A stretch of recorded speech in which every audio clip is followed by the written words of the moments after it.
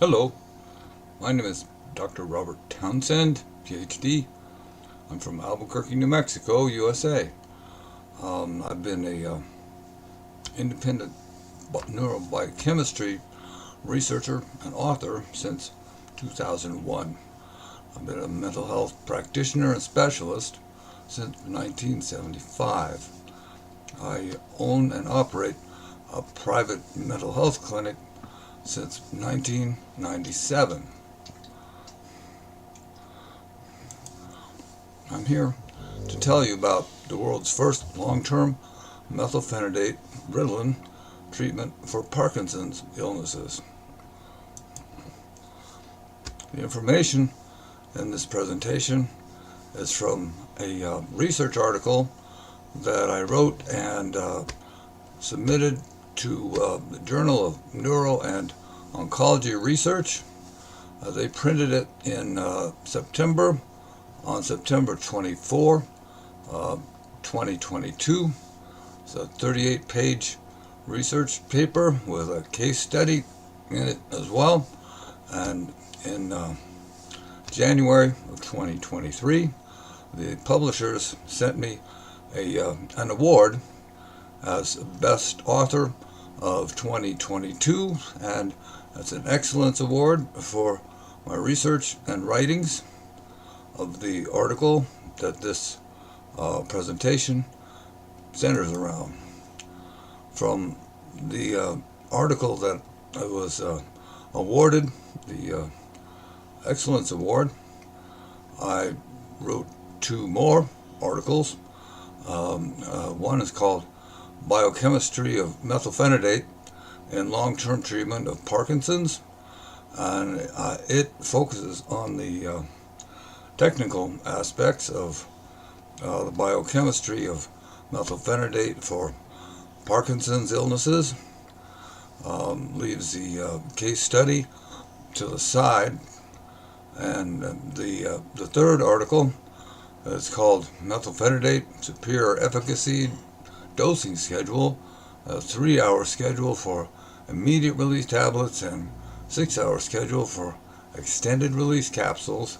This takes some of the technical aspects of methylphenidate from the Parkinson's treatment research and applies some of those technical aspects to general uses of methylphenidate, and shows that you get a better and safer result by administering methylphenidate every 3 hours instead of the traditional 4 hours.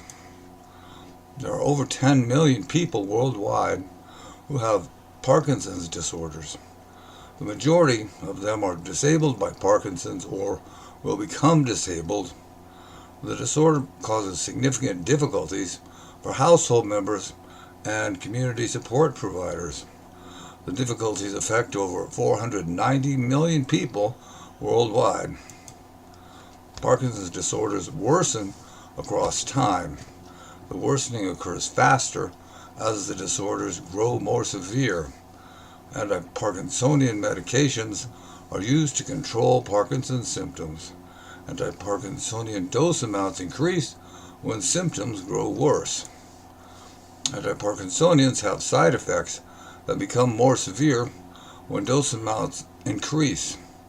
Augmentation is a process in anti-Parkinsonians that damages neural tissues and neural systems. Augmentation adds to the natural worsening of the disorders and makes the worsening occur faster. Augmentation and side effects are severe in high doses of anti-Parkinsonians. Anti-Parkinsonians are disabling at high dose amounts that control advanced Parkinson's symptoms. Parkinson's-related symptoms primarily result from structurally weak and underproductive dopamine systems. The structural weakness is progressive as a function of the illness. Progressive weakness makes dopamine systems highly vulnerable to anti-Parkinsonian-induced augmentation.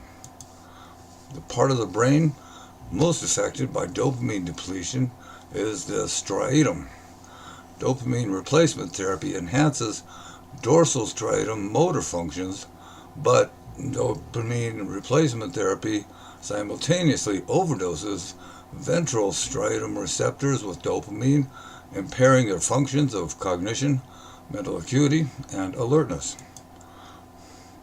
Published literature promotes the benefits of antiparkinsonians without explaining the abnormal absorption of antiparkinsonian-induced dopamine by dorsal and ventral receptors. Antiparkinsonian-induced dopamine interacts differently than natural dopamine. This shows a chemical molecular difference between natural and antiparkinsonian-induced dopamine.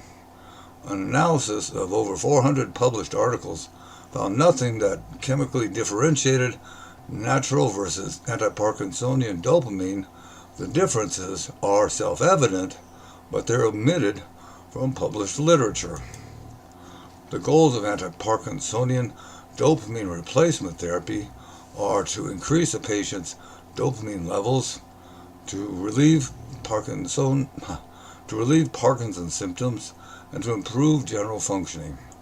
But the abnormal absorption of antiparkinsonian-induced dopamine disallows the goals. Increased doses of antiparkinsonians usually decrease general functioning.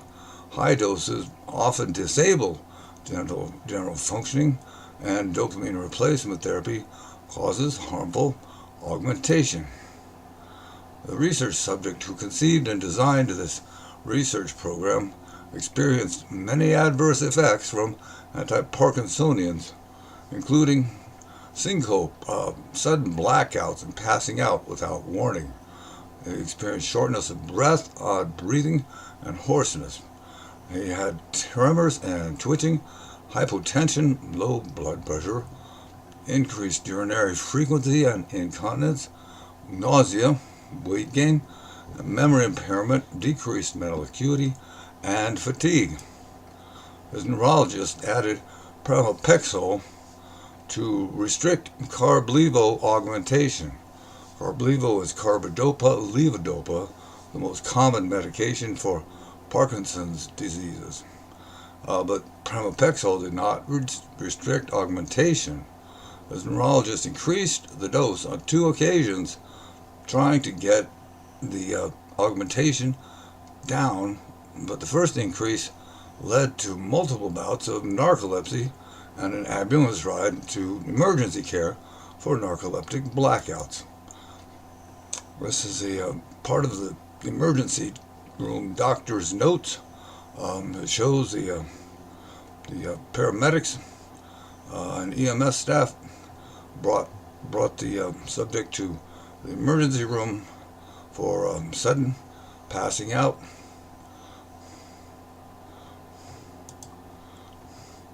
The neurologist reacted to emergency care by prescribing the second increase of pramipexole. The increase caused a year of higher frequency narcolepsy and a steady decline of ability to function. The increase worsened the illness and caused total disability after a year on the higher dose. Pramipexole marketing tells providers that pramipexole restricts augmentation, but research shows that it does not.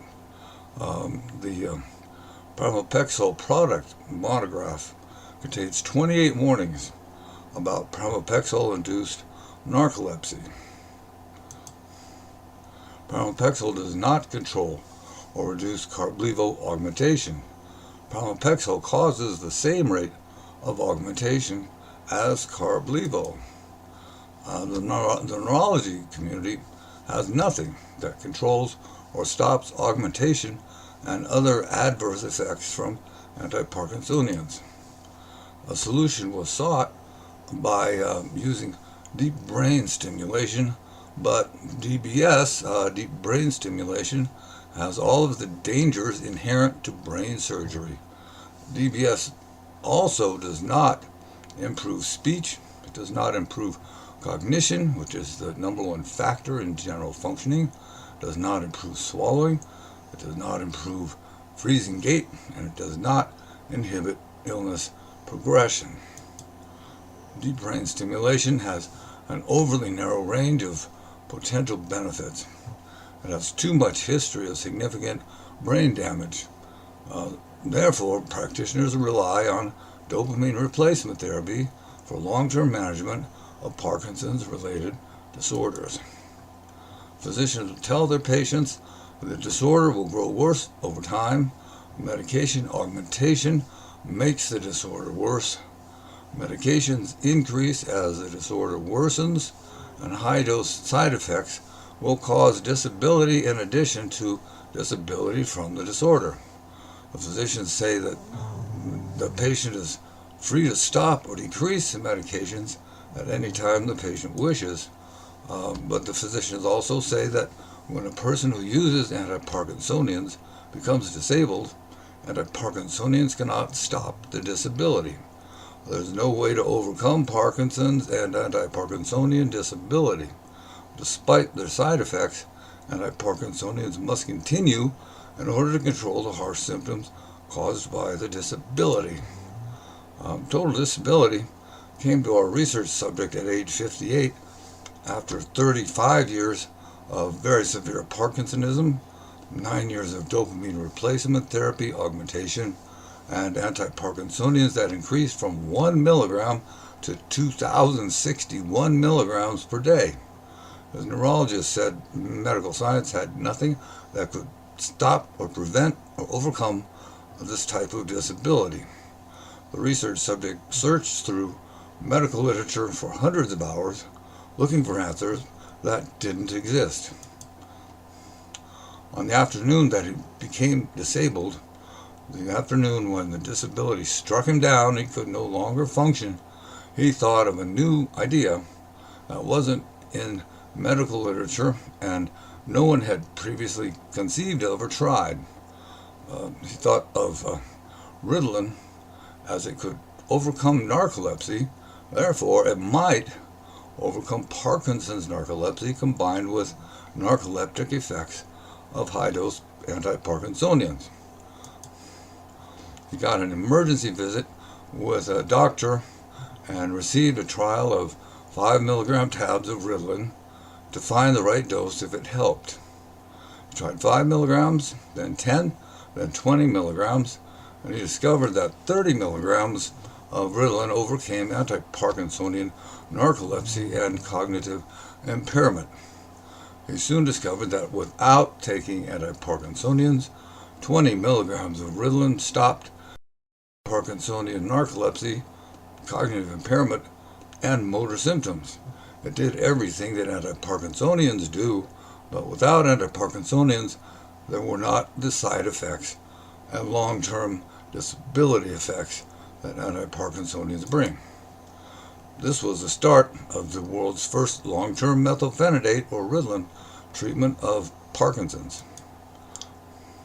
This graph shows the progression of the dose amounts of anti-Parkinsonians that our research subject went through. Down at the bottom left, shows 1 milligram, 2 milligrams. That was when medication started in 2005, and the medications increased. 112 milligrams, 750 milligrams, 936, 1,621 milligrams, and that's when the ambulance took the research subject to the emergency room for passing out after taking anti-Parkinsonians. As neurologists reacted to the emergency room admission by increasing anti-Parkinsonians again by 21%. Patient became disabled by a year of anti-Parkinsonians at that high dose of 2,061 milligrams per day. His disability ended a week after he started methylphenidate. The bottom part of this graph, you see where methylphenidate started at 5 milligrams and gradually increased, went up to 10 milligrams, 30 milligrams, 40 milligrams, and went up higher amounts over time, and as it increased, anti-Parkinsonians decreased in the amount that was used every day. Anti-Parkinsonians decreased to 0 milligrams during 16-hour days and reduced to 470 milligrams at bedtime only. And methylphenidate increased to 105 milligrams per day, not because that was what it took to control symptoms, but that was the amount that sequential doses added up to in order to extend the efficacy duration of methylphenidate so it would last for 16 hours per day. Our research subject's disability terminated a week after starting methylphenidate. He was medical history's first and only person to overcome Parkinson's total disability. The disability never came back because methylphenidate strengthens and protects neurotissues and systems. 16-hour diurnal methylphenidate replaced diurnal anti-Parkinsonians for the next 9 years and continues into the future because it works. This is a table that shows the increasing doses of methylphenidate over time, and again the doses increased mainly to extend efficacy to longer periods of time. It was found that it could control Parkinson's symptoms at 20 milligrams, 30 milligrams, and then more doses were added sequentially from there to get 16 hours of coverage per day. While methylphenidate came into use in 2014, at first the daily amount of dopamine replacement therapy was 2,061 milligrams per day, and in 2020 the amount of dopamine replacement therapy had dropped to 470 milligrams per day, taken at bedtime only. This was a reduction of 78% less anti-Parkinsonians, and 470 milligrams was only 22% of the previous daily total. Our case subject was the first person to discover and use adjunctive methylphenidate for counteracting the adverse effects of high-dose anti-Parkinsonians. He was the first person to discover and use 16-hour methylphenidate as the replacement of all daytime anti-Parkinsonians. He was the first to discover that daily 16-hour methylphenidate monotherapy was significantly more effective and safer than daytime anti-Parkinsonians. He also was the first to discover that 3-hour methylphenidate dosing was significantly more effective and safer than traditional 4-hour dosing. This graph shows a 3 times per day 20 milligram regimen of methylphenidate. The red horizontal line across the middle of the graph represents the efficacy threshold for serum concentration of methylphenidate, and you can see that in taking 3 doses per day at every 4 hours, the efficacy of the medication drops below the efficacy threshold at hour 3 and remains below the efficacy threshold for 2 hours until hour 5. After the next peak, the efficacy drops to below the threshold again 1 hour for 1 hour, from hour 7.75 to hour 8.75. So with 3 doses per day at every 4 hours, the efficacy drops below the threshold 2 times during the day. Once is for 2 hours, the other is for an hour.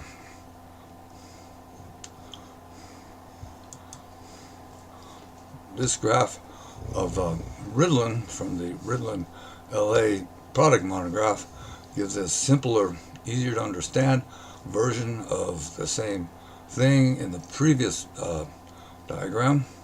The red line across the center in the horizontal position represents the efficacy threshold for methylphenidate, and the top graph shows methylphenidate every 4 hours at 2 times per day. It shows the efficacy drop below the threshold for an hour and 45 minutes, and when the doses are moved closer together, so that Ritalin is taken every 3 hours, the efficacy does not drop below the threshold. Here we have another graph of methylphenidate 3 times per day from a different study. And again shows the efficacy dropping below the threshold 2 times during a 3 tablet admission during the day. And the top graph and the bottom graph shows the dosing moved to every 3 hours instead of every 4, and the dropping below the efficacy threshold goes away. There are no studies, there's no research, there's no literature available that shows methylphenidate being administered every 3 hours. It's traditional to do it every 4 hours, and that's what the research community locked into, and there is simply no research out there for taking methylphenidate every 3 hours. This research study is the first that used this design of every 3 hours. I did find a single study that didn't use methylphenidate every 3 hours throughout the day, but what it did was it gave the second dose of the day at 3 hours. And you can see that in the upper left, where the dip of efficacy does not go to or below the efficacy threshold.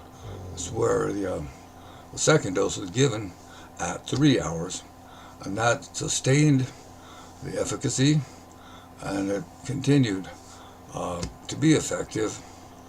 And the next dose was not given after 3 hours, it was given after 4 hours. So if you follow the graph upward, you see it reach a peak and start dipping down, and dose is administered at hour 7. That's 4 hours after the first, 4 hours after the second dose. The third dose brings the efficacy back up again. So this this graph shows a combination of 3-hour dosing and 4-hour dosing. The interest for this research study is 3-hour dosing. If the first 6 hours of the combined study, if the first 6 hours was separated from the rest, it gives a graph that represents a 3-hour dosing and a 6-hour time. Shows what happens when the second dose is at 3 hours, and it shows where the serum concentration is 3 hours later at hour 6. At the bottom graph, the doses, dose 3 is simulated to be moved to hour 6. When that simulated move was made, see that the dip of the upper graph, the dip at 7 hours, goes away, and the efficacy remains steady throughout the regimen up to hour 9, and that's what was hypothesized by this research study. This graph is based on an empirical study, and when the data was moved over to a 3-hour position for the second dose, the dip in efficacy went away by giving the medication at 3 hours rather than the traditional 4 hours. This graph shows the regimen that was developed for our research subject during the course of this research study.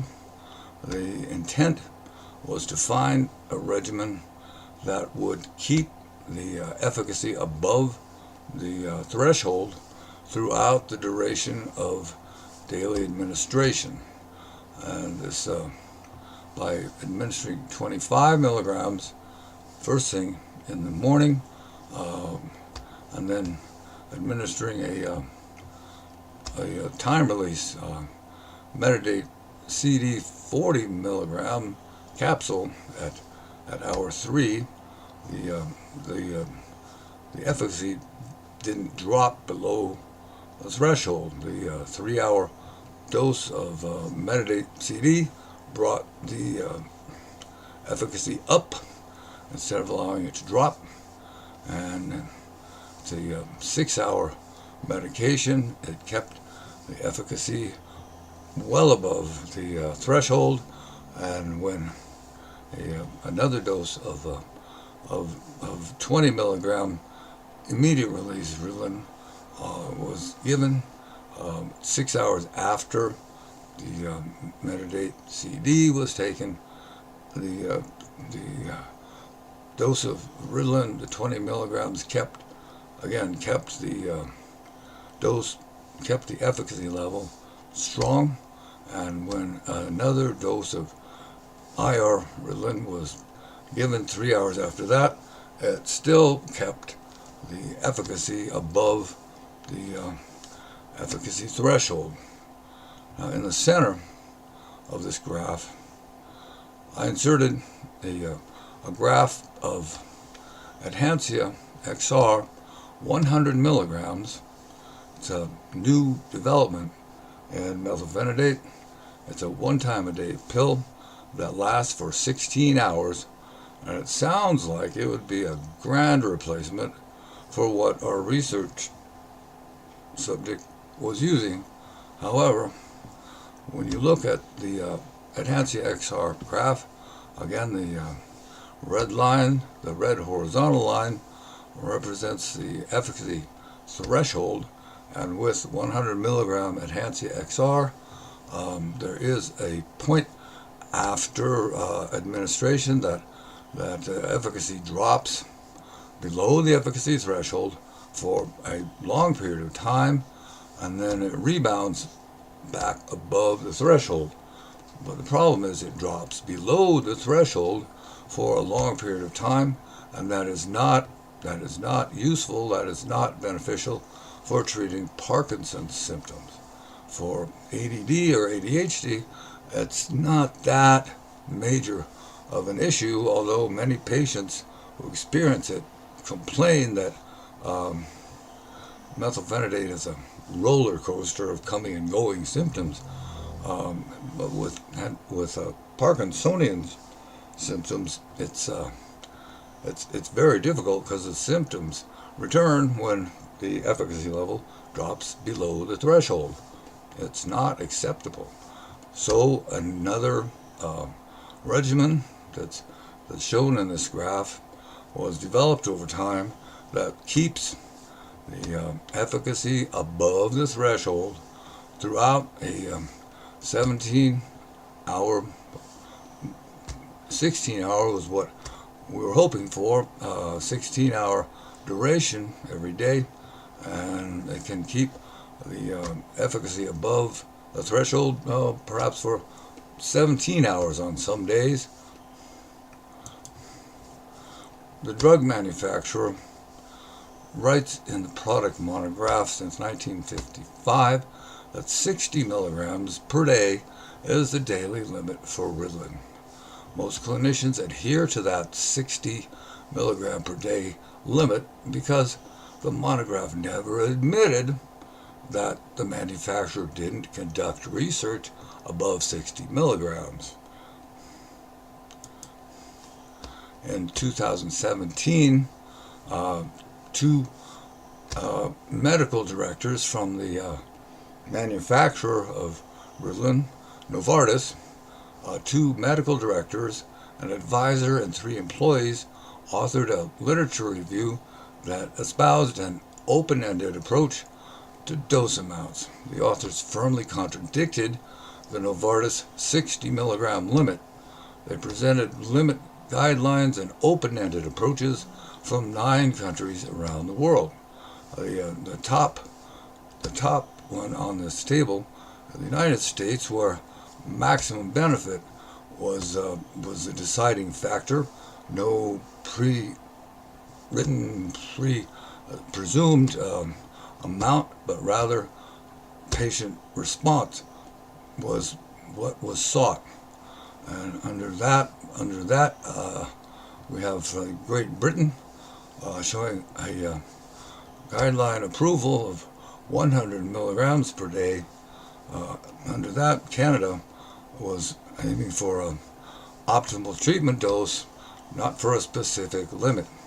New Zealand also opted for a treatment dose response, not a specific number of milligrams as a limit. Malaysia stayed behind at the 60 milligram limit, out of date. That's Malaysia.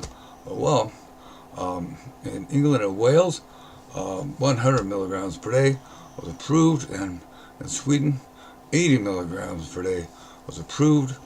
Those are all very different than the 60 milligrams per day that the manufacturer told the FDA back in 1955 and has been telling clinicians ever since 1955. But it's a false limit. There was no research above 60 milligrams to validate that limit. Canada has been approving 100 milligrams per day since before 2010. In 2020, they affirmed it again for 100 milligrams per day.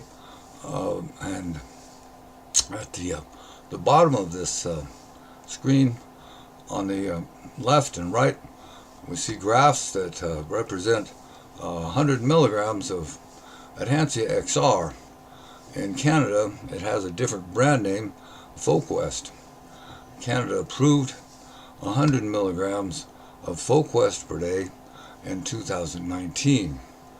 The manufacturer submitted the same research to the FDA.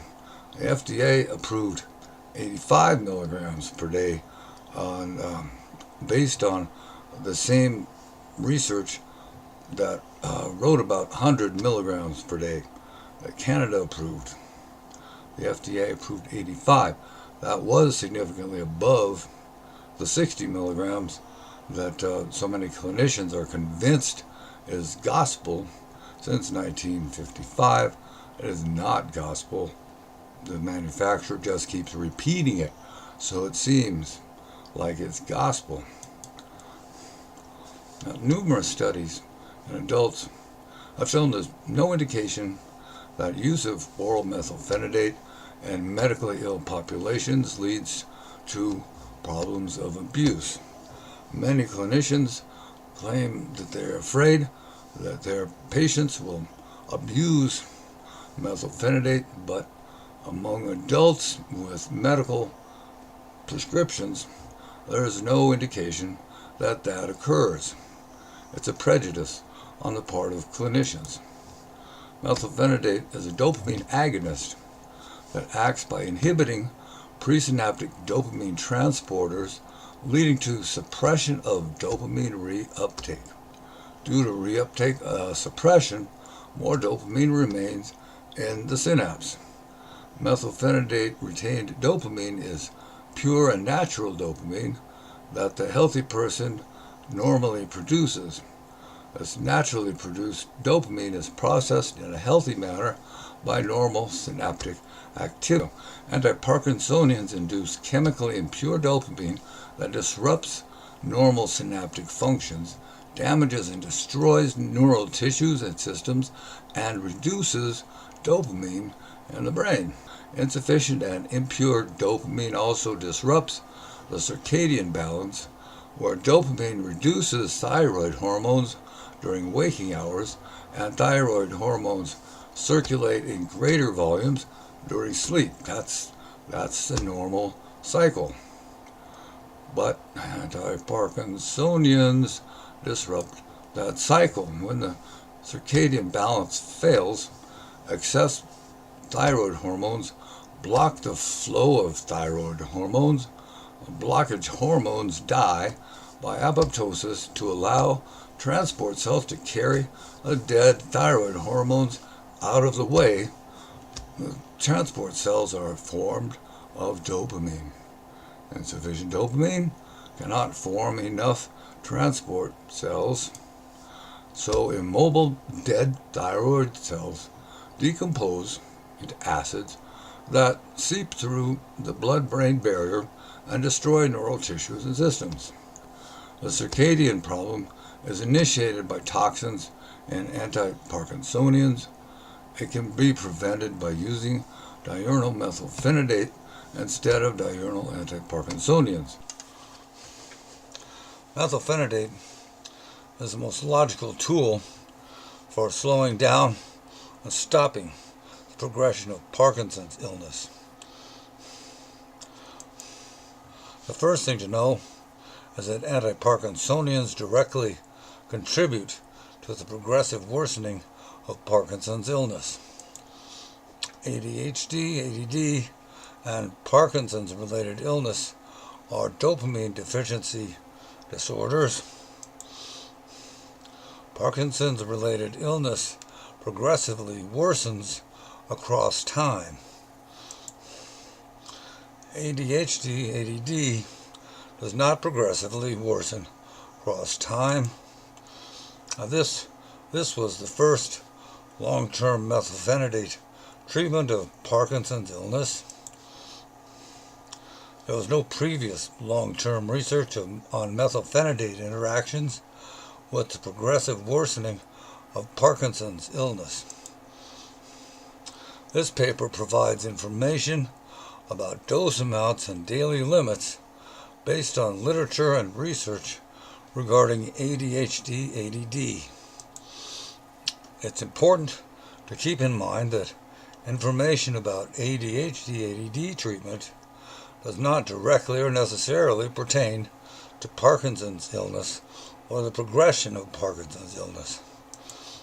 For example, ADHD, ADD has steady severity and dose amounts of methylphenidate do not change across time, whereas Parkinson's progressively becomes worse, so methylphenidate will need to occasionally increase across time. Adequate doses of methylphenidate can markedly impede or stop the progression of Parkinson's illness for several years. Our research subject's illness progression stopped for 8 years. Adequate doses of methylphenidate significantly control and impede Parkinson's illness, but do not cure Parkinson's illness. Progression might eventually overcome methylphenidate's neuroprotection, so the dose amounts of methylphenidate will need to increase in order to restabilize and strengthen methylphenidate's long-term ability to protect neural tissues and neural systems. I'm ending today's presentation by again pointing out The methylphenidate terminated the research subject's total disability in 1 week and reduced his day and evening anti-Parkinsonians to 0 milligrams and reduced his total anti-Parkinsonians of a day by 78% and reduces anti-Parkinsonians from 2,061 milligrams per day to 470 milligrams taken only at bedtime. Methylphenidate controls motor symptoms without causing augmentation or narcolepsy. Methylphenidate facilitates the circadian thyroid balance.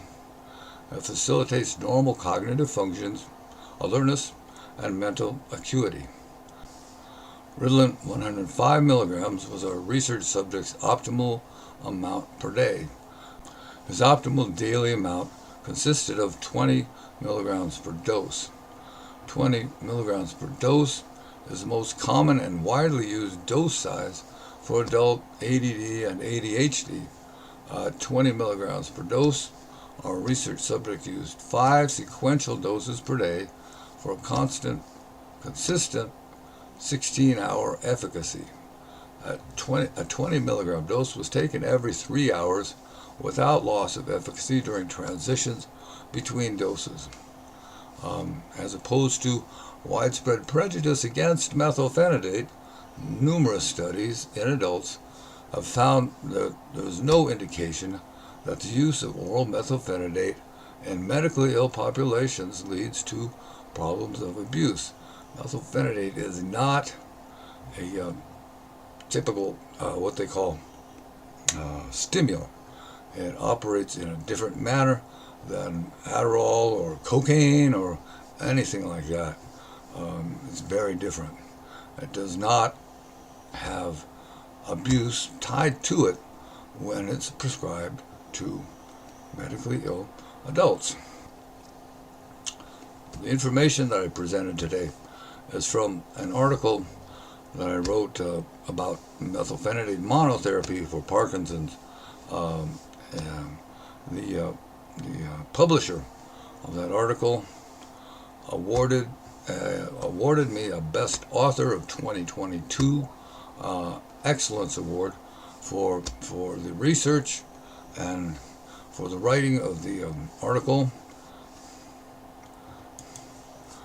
And I'm scheduled currently to present this method of treatment and to present a new method of treatment for bipolar disorders, to do both presentations to 7 science conferences and health conferences between now and May of 2024. Now, for the benefit of your Parkinson's and Parkinson's-related patients and their families, and for their better futures, I sincerely encourage you to study and implement the method of Parkinson's treatment that I presented today. This new method is assuredly and beyond doubt medical history's best and most effective treatment for Parkinson's and Parkinson's-related illnesses. I presented 3 articles today that were published in 2022 and 23 regarding a 2014 through 2022 Parkinson's research program. The global importance of this new method is recognized and acknowledged by the research publisher's Best Author 2022 Excellence Award. PDFs of the journal's full-length articles can be downloaded for free by browser searches with my name and the title of an article. One search could be done with my name and the article title, Long-Term Methylphenidate Monotherapy for Parkinson's, Biochemistry Analysis, and 17-year case study. And another of the 3 articles can be brought up, can be downloaded for free by entering my name, Robert W. Townsend, and the title of the article, which is Biochemistry of Methylphenidate in Long-Term Treatment of Parkinson's. And the third of the 3 articles on this subject, enter my name again, Robert W. Townsend. The name of the article is Methylphenidate Superior Efficacy Dosing Schedule. 3-hour schedule for immediate release tablets and 6-hour schedule for extended release capsules.